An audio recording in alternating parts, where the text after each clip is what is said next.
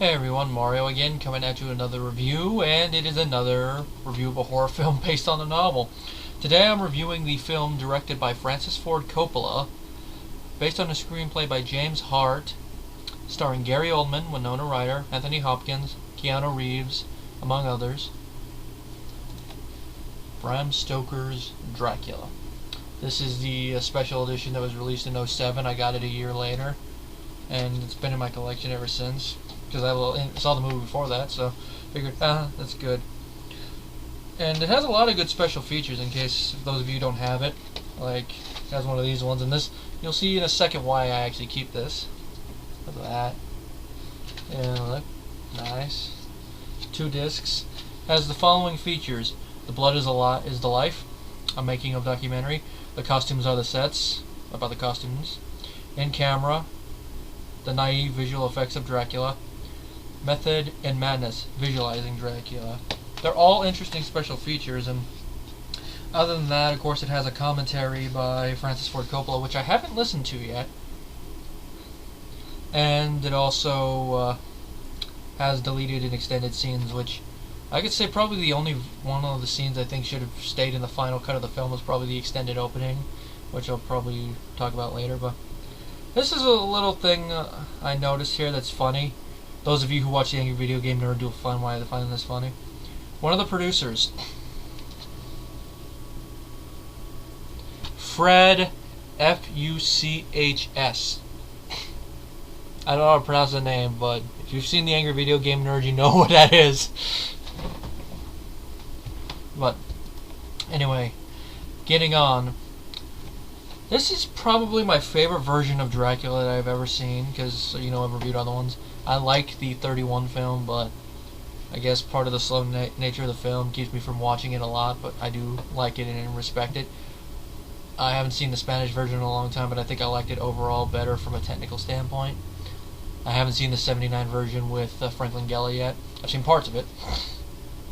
I haven't seen any of the Hammer horror films yet, or that other one Christopher Lee was in, which before this tried to be faithful to the book. And I haven't seen Dracula 2000 or any other ones yet, but I can tell you this is one of my favorite vampire films. But out of all the Dracula ones, from what I understand, this is the one that comes the closest to capturing the novel's story in essence, even though it does make some deviations, which we'll talk about later. And I'm happy to report I'm not the only one that enjoys this film a lot. It has a 7.4 on IMDb, has a 78% with the audience on Rotten Tomatoes, and an 80% with the critics, and this is the consensus. Overblown in the best sense of the word, Francis Ford Coppola's vision of Bram Stoker's Dracula rescues the character from decades of campy interpretations and features some terrific performances to boot. I will agree with that. Granted, I haven't seen every single Dracula film ever made, but just with film titles like Billy the Kid vs. Dracula, you can get what that consensus means. I mean, they even mentioned that on the documentary, one of the guys. I forget who it was, but... Now, the production history of this film started when Winona Ryder brought the script, written by James V. Hart, to the attention of Coppola. Anybody who knows film history will know that before this, Ryder was supposed to be in The Godfather Part 3, but she had to leave for some reason. I don't know offhand which character she was supposed to play in that film, but she thought that it made Coppola dislike her, and this film was basically supposed to repair their relationship. Now, Coppola, he was attracted to the sensual elements of the screenplay, and that he wanted portions of the picture to resemble an erotic dream, and after you see the film, you read that passage, you're like, I could see that. And when you watch the documentary, you see that he really, when he saw the screenplay, and of course he read the novel, I believe, as well, he really did want to capture the spirit of that. Granted, they made some deviations, but he wanted to capture the essence and spirit of the novel, which I feel he did succeed at. And another thing is he wanted to bring the film in on time and on budget, which is one reason that they filmed on sound stages, which at times you could tell they're sets, but I thought they were pretty good sets. Another idea he had was that he wanted it to be minimalist sets, which, based on the film, he didn't get exactly what he wanted. They are minimal to an extent, but you could tell that they are semi-designed. But he did get the other thing he wanted, and that was the costumes to be the sets, which is part of the theatrical nature of this film. It does have a theater aspect to it, mostly with the costumes. What I mean by that is that usually with theater, because of the fact it's a medium played out in front of the audience, actually in front of the audience, on a stage, And depending on what level you're at, usually with something like Broadway, you'll probably have a more elaborate set, but with like smaller theaters, you can't really afford to do an elaborate set, so you're going to want to spend more with the costumes. And that's basically what this is going on to. If you get the costumes right, you'll be able to set the aspect of the set, let the audience know what the character is, the setting and all that.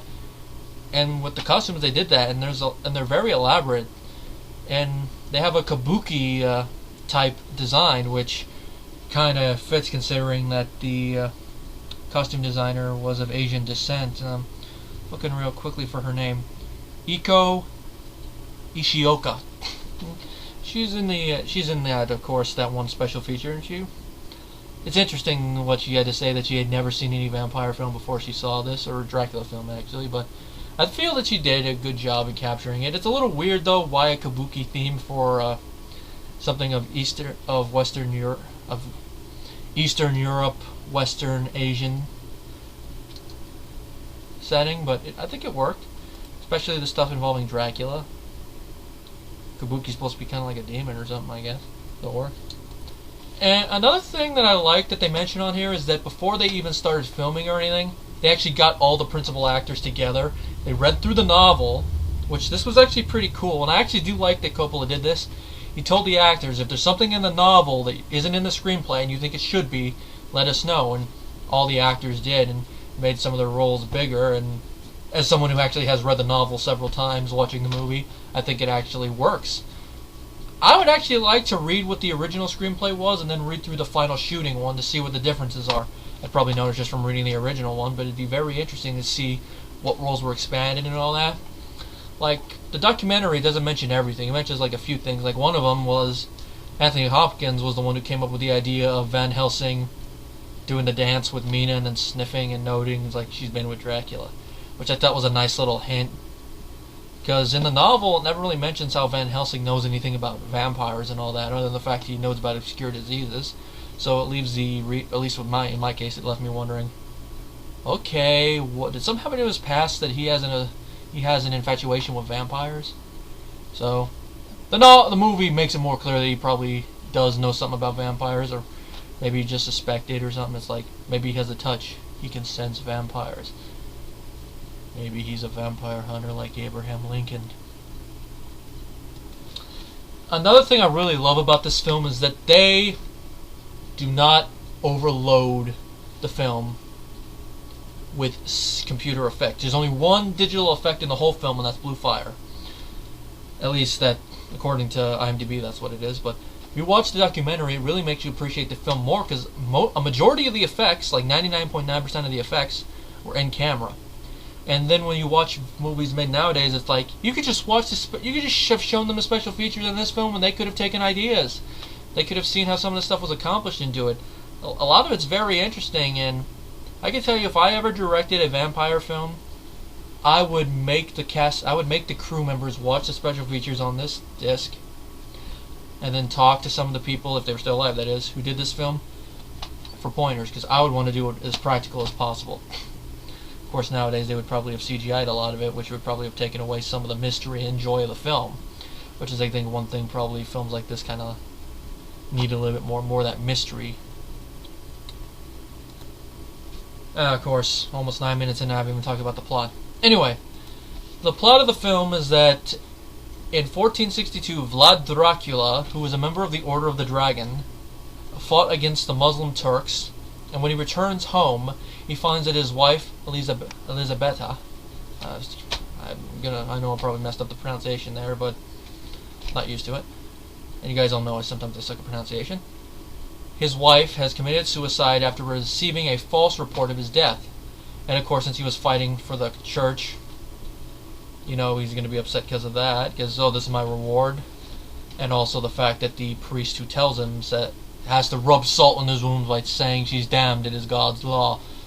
And of course, as he says, I will avenge her death with all the powers of darkness and arise from my grave. And of course, he eventually becomes a vampire. Then it skips ahead to 1897, where we meet newly qualified solicitor Jonathan Harker. He has been assigned to go to Transylvania to close a deal with a Count Dracula, that a former colleague, R.M. Renfield, started, but he has gone insane, so Harker has to finish it. Now Jonathan travels to Transylvania and he meets the Count, but as he goes there he notices some things are not right, and he eventually finds out that Dracula is a vampire. And that he probably made a big mistake by selling Carfax Abbey to the Count. Now the Count comes to England, and he eventually sees Harker's fiancée Mina, who we saw a picture of when he was still back in Transylvania, and Mina is the spitting image of his wife. And as we find out later in the movie, she is technically the reincarnation of his wife, which explains, the resemblance. Now he tries to seduce her, and it works at first, but when she finds out about Jonathan, he goes into a rage and finishes the job he had started on Mina's childhood friend Lucy. And of course, because of Lucy's illness, one of her former suitors, Dr. Seward, had contacted his friend and mentor, Abraham Van Helsing, and he recognized the symptoms for what they were, a vampire attack. So Van Helsing has tried to help her, and of course fails. And now Van Helsing, Dr. Seward, along with Lucy's other two suitors, Quincy Morris and Arthur Homewood, have to help Harker and Mina stop Dracula before he can fully turn Mina. And that's basically the plot of the film in a nutshell. And that's basically all I'm going to go into at this point. Maybe towards the end I'll talk more about the differences between the movie and the novel, but from a directing standpoint, Francis Ford Coppola did an excellent job. He used the camera very well. Like I mentioned, the in-house effects work wonders with the film. It adds to the tone of it, and how they did certain things like the rats running across the ceiling. It's very interesting how they did that. It was a very simple trick, which is why when I find out how they did a lot of this stuff in these older films, I'm like, they can still do that today. It's not that hard. They're just getting lazy. They're just like, oh, we'll CGI it. But laziness. And of course, it was his son, Roman Coppola, I believe it was, who supervised the special effects, and he did a very good job. I wish he did more special effects stuff like this, but alas, it was not to be. The music was done by, I'm probably going to butcher this name. Oh, forget it, it's Kilar, or Killer or something. His first name is spelled Wojciech. And he did a magnificent job with the score. It really fits the tone of the movie, and if you listen to it before you read the book, or as you read the book, it kind of fits the tone of the book. And this guy's still alive too. He's 81 years old. Let's see what else he's done. He's done like film music. I don't recognize a lot of these films. He did The Truman Show, parts of it. The Ninth Gate, We Own the Night. And he did a lot of orchestra stuff, so he's mostly a classical music guy. And you can kind of tell that in how the score is arranged. They got a pretty good person for it. Now, for the acting, Gary Oldman was a magnificent choice as Dracula, and I have to applaud his performance here, especially considering the fact that he's playing a more sympathetic version of the Count. Now, the reason I say that is that most versions of most adaptations of the novel portray Dracula mostly how he is seen in the book, at least from the audience point of view. He's an aristocrat, but he's a monster. With a couple exceptions, like I believe the 79 one doesn't try to portray him as much as a monster. It's closer to this one, but you still got that thing there. But most of them, like the 31 film, and I think even 2000 portray him as basically, a monster. I mean, even the movie that spoofs this movie, Dracula Dead and Loving It, portrays him like that. He's not really sympathetic. Here he is, which I could see why they would go there. I mean, he is a former human. Granted, he's a vampire, but he still has human emotions, which is why I don't really mind the love story aspect that they added in, which is not present in the original novel. And that's probably the biggest deviation between the movie and the novel, is that at most Dracula was just bit Mina, to get back at the other people, and also because he was hungry. Whereas here he did it because she was a reincarnation of his long-lost love, and he wanted to be with her forever. Which I actually like that aspect of it. Granted, you want to see Dracula killed because of what he's done, and because probably what he's done off screen, but you still kind of feel for him because of what happened to him in the past. And of course, when it comes to the ending, which I'll probably address later, you kind of you forgive him a little bit because he's finally finding peace. That's all I'm saying about it. And making him Vlad the Impaler, I think works a little bit. Which I don't know if this is the first one that did that, but it's one that there's a lot of connections made now, and even the sequel to the original novel used that, which I think it's probably a little late in the game in the sequel to the original novel to do that, but that's just me. Now, Oldman, his acting is very good. He gets the very maniacal evil version of it. He gets the suave debonair version, the slightly sympathetic, sad, and he did a very good job. I'm actually surprised he did not get an Oscar nomination for this performance. I mean, he didn't get an Oscar nomination until recently. And I'm watching this movie, I'm like, he didn't even get nominated for this? Such a shame. There are other roles in the 90s he should have been nominated for. I think he should have been nominated for Fifth Element, among other films, but that's just me. Well, I'm on the subject of Oscars. It did get some nominations. It won 3, Best Costume, which I think it deserved, Sound Effects Editing, and Best Makeup, definitely deserved. It was nominated for Art Direction. And it also won some Saturn Awards, but anyway, back to that. Winona Ryder as Mina Harker, I thought was a pretty good casting choice. I mean, because of her. If it wasn't for Winona, Coppola wouldn't have done the film. There's something about how her look, it kind of really does fit this type of character, and her wardrobe added further to it in her performance. She came off as she was demure, yet she had that repressed sexual nature that I felt fit this type of character, which you can really see it in some of the scenes when she's talking with Lucy. That better not be Dracula. I don't even know Dracula knows how to use a phone. Sorry about that again.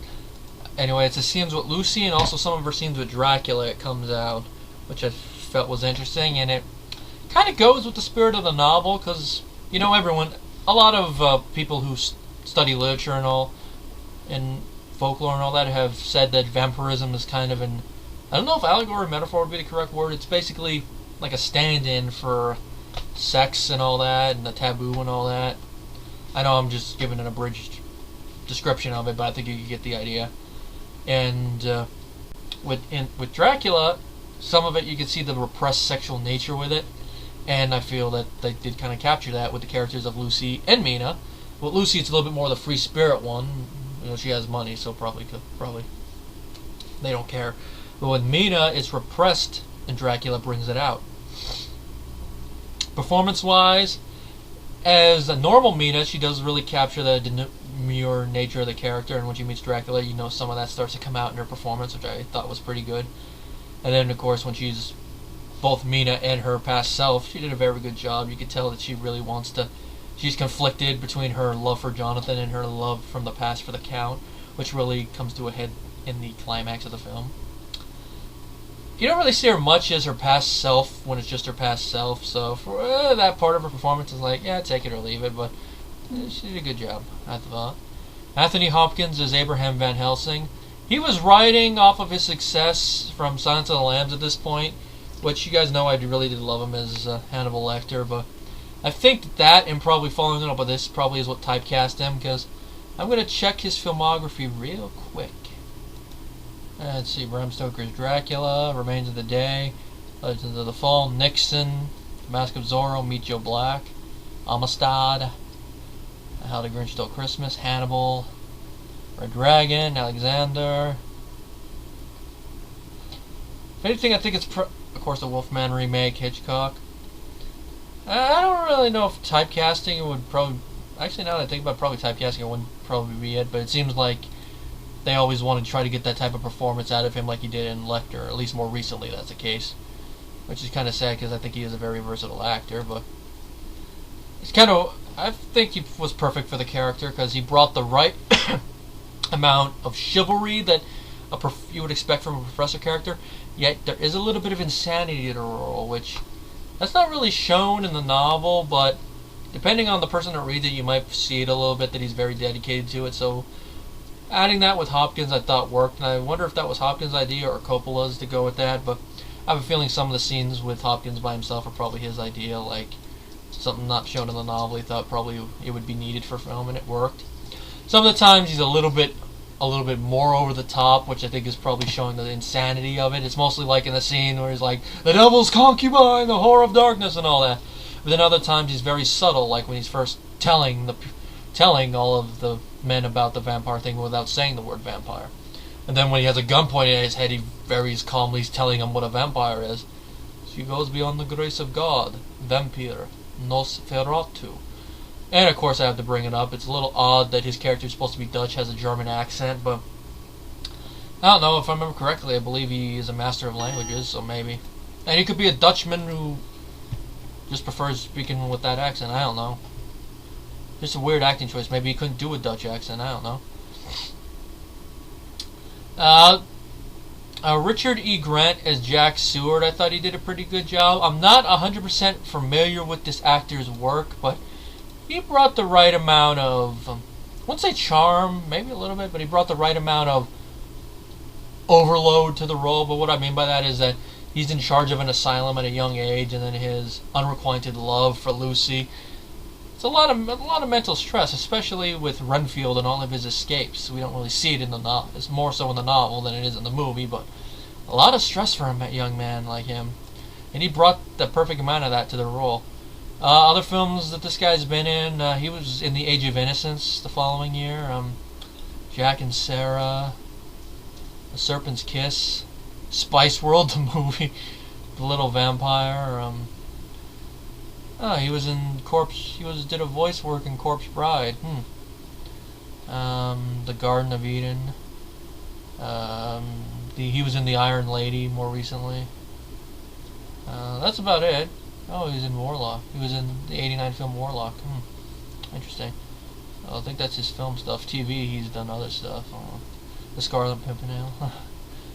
Episode of Doctor Who. Couple, actually. That's about it, actually. Cary Elwes as Sir Arthur Homer. I don't think I need to go over what he's been in. He was the perfect casting choice for Arthur. He had that. He had the right amount of elegance to him about him that you could buy him as I believe he's a nobleman or something, or he's like a lord at least. You could buy him as that, and of course, he has the most naturally sounding English accent out of the bunch because he actually is English. Hopkins is too, I believe, or I think he's Welsh, but he's not using his actual accent. I don't know if Grant is or not, but it's just for some reason he's the one with the most natural sounding English accent. And I don't even think Ryder and Frost even tried English accents, but he does a very good job. You buy how he grieves over Lucy and all that. Granted, it's not as overdrawn as you would think it would be, but I thought it worked, and of course his reaction seeing the grave empty and throughout the rest of the movie. Bill Campbell as Quincy Morris I thought did a good job. Some of his dialogue and of course his accent, it's archetypical Texan stuff, but the character does kind of come off a little bit as that in the book. It's an English viewpoint of 19th century Americans, so it works. And also, he's not really a big focal point in the scene. He's just there. Of course, we all know that the year before this, he was in The Rocketeer. So, following up with that, I think is pretty good. Then a couple years later, he did Gettysburg,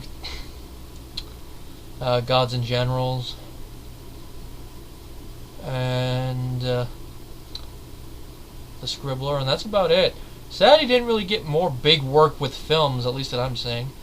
TV, he was in an episode of Star Trek The Next Generation, Frasier, Law and Order SVU. So he has been doing some work. It's sad that he didn't get more film work, but hey, at least people know him for 2 movies in a row that are very popular. Sadie Frost as Lucy, I thought she did a very good job. Like I mentioned before with Winona, she did have some of that repressed sexual nature, but it's a little bit more obvious with her. And you really do buy that she and Winona are friends. And the red hair, I think, was a nice touch for the character. She is over the top a little bit when she becomes a vampire and is starting to turn, but I think it fit because she's supposed to be a little bit more animalistic, so I thought it fit the character choices. And how she looks in the makeup, I thought was magnificent. Apparently, according to at least the credits, this is probably her first big acting role. And I don't really recognize on her filmography any of the other stuff she's been in, so this is probably, at least for me, the biggest thing she's been in. And of course, she was married to Jude Law for a little bit. The reason I say a little bit, it was 97 to 03, and say, his personal life, I'm not going to bring that up. Did a very good job. Tom Waits as Renfield. I'll say he's not the best person to play Renfield. Probably my favorite interpretation of the character is, of course, the 31 film, and then, of course, his parody in Dead and Loving It. Good God! What are you doing to the furniture? But he did a very good job. He's over the top at times and subtle at other, but he's a maniac, so him flipping on the head of a dime, it makes sense. And of course, he has one of my favorite lines in the movie. Actually, they're perfectly nutritious. When he's talking about the insects he eats, and then of course a line before that, would you care for an hors d'oeuvre? I can't help but smile at that. Sadly though, in the 90s, he didn't die, that's not what I'm getting at, but when this film was shown on TV a lot, they tended to cut his role off, which I think is sad.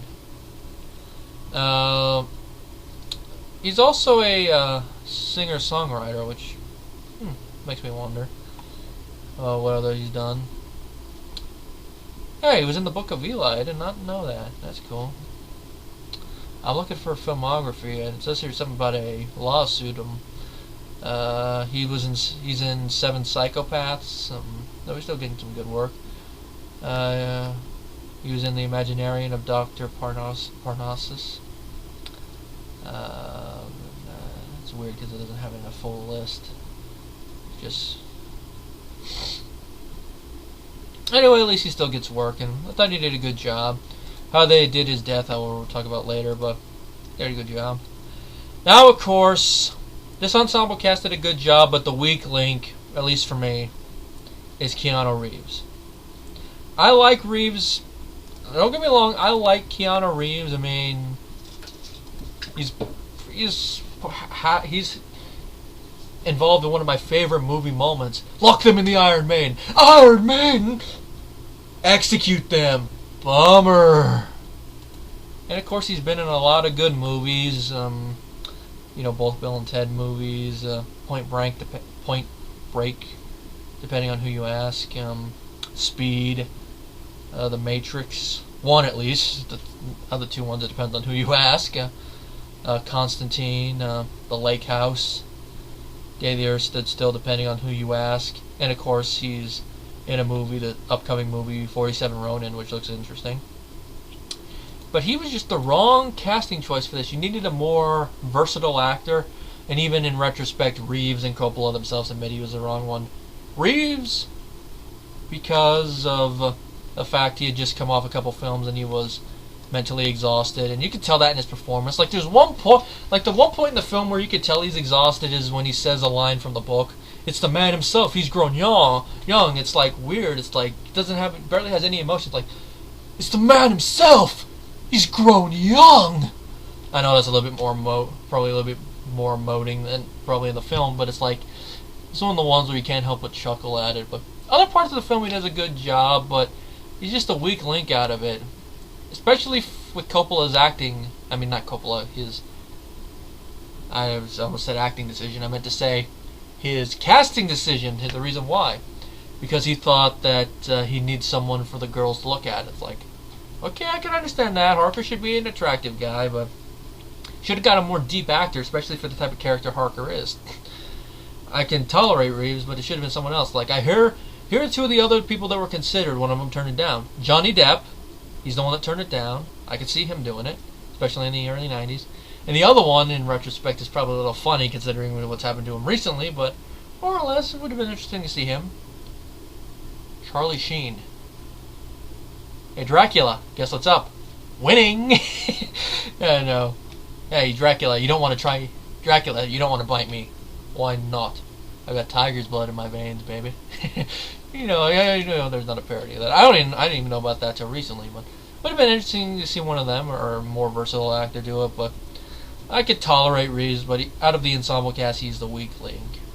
If he had actually rested before he had taken the role, I could see him probably giving out better performances, and it makes me wonder if that take was probably not the best take to use or something, but he's okay, just weakling, at least for me. Now, that's about all I can talk about. In conclusion, it is, on the whole, it is an excellent film.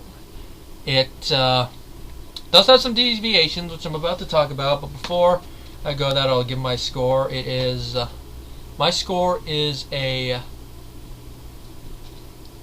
5 out of 5, because I can't really think of anything that is wrong with it except probably some of Reeves' acting moments, but that's not enough to really dock it points for me. So I'm going to give you guys 5 seconds to drop it if you don't want to hear any spoilers regarding the novel. 1, 2, 3, 4, 5. Okay, time to it. Now these ones are just off the top of my head because, like with Frankenstein, I haven't read Dracula in a little bit, so of course the biggest difference I've already mentioned is the fact that he's not Vlad the Impaler in the book. In the book, he's more like a demonic count guy who they go up against. Now, in the book, it is hypothesized that he might be somehow connected to Vlad, but he's not stated to be him. It's just a hypothesis. It's never proven or not. Let's see, probably another big difference is the ending, which I'll get to in a second if I can't think of any other ones off the top of my head. Another one is that he doesn't go after Mina until later. Like I've already covered part of that.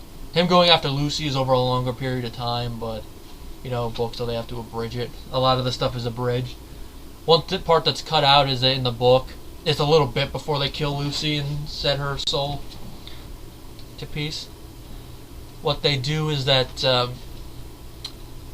there is a newspaper article that talks about the White Lady going after children, and then of course Van Helsing and Seward go and watch her grave, and they see someone going in after they already checked it and saw that the grave is empty. So they see her, and of course they eventually go and take care of her.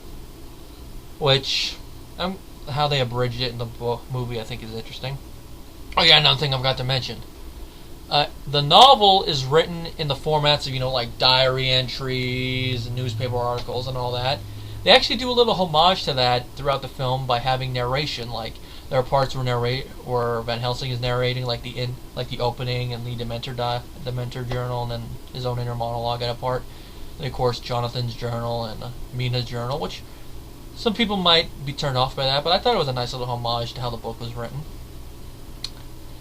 It makes me wonder how they would have done that with Mary Shelley's Frankenstein, but that's another thing that probably would have been distracting.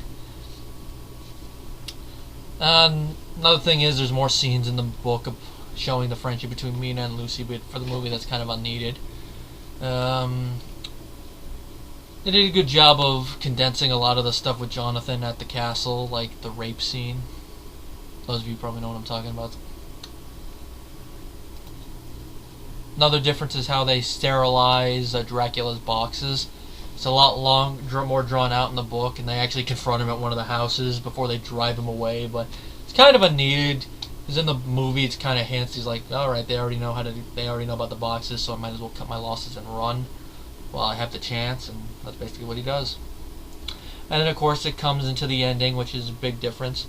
The ending, they borrow some of it, like them sending Van Helsing and Mina up before them while they go and try to take care of Dracula before he reaches there. But it diverts once Dracula comes out of the box. In the book, when Dracula comes out of the box, Harker removes the lid. Like I said, it's been a while, so I don't remember exactly. But Harker's the one that kills him. And then, of course, the last part of it is epilogue, talking about what the characters have done, like Arthur's married again, or technically wasn't legally married the first time. Mina and Jonathan have a son, which they named after Quincy Morris, and of course, if you've read the book and seen the movie, you know he dies. But a little spoiler. And then, of course, they went and back to the castle. You know, it's kind of a celebration. Now, in the movie, what happens is after Dracula comes out of the box, Jonathan slashes his throat. A nice little thing, and then I believe it's forget who it was. Forget if it was Quincy or Seward who stabbed him with the knife. I think it was Quincy. And then, of course, they knock it back. I think they knock it a little bit deeper. Then Mina goes into the chapel with Dracula, puts the blade fully into his heart as he dies, and then decapitates him. Which, by the way, was actually George Lucas's idea. But some of you are going, what? Yeah. Coppola showed an early cut of the film to Lucas, his friend, and he's like, and Lucas is sitting there thinking, like, you know, there's only one thing this ending needs. You should have her decapitate him to set his soul, send his soul to peace. You know, make him at peace. Which, despite what we all say about George Lucas, when he has a good idea, he has a good idea. Which I have to say that was a good idea. Because I've seen the original cut of the film, and how that ending with her going out with Jonathan, it's like going outside with Jonathan. It was nice, but kind of distracts from the whole impact of that part of the ending. So it's a little bit nicer for her to decapitate him and fully set his soul to rest. Now that's about all the changes I can think of off the top of my head. If I had read the novel just before watching the movie, they'd all be fresh. But anyway, like I said earlier, my rating is 5 out of 5. If you are a horror fan or a fan of vampire films in general, if you haven't seen this film, I recommend highly that you watch it.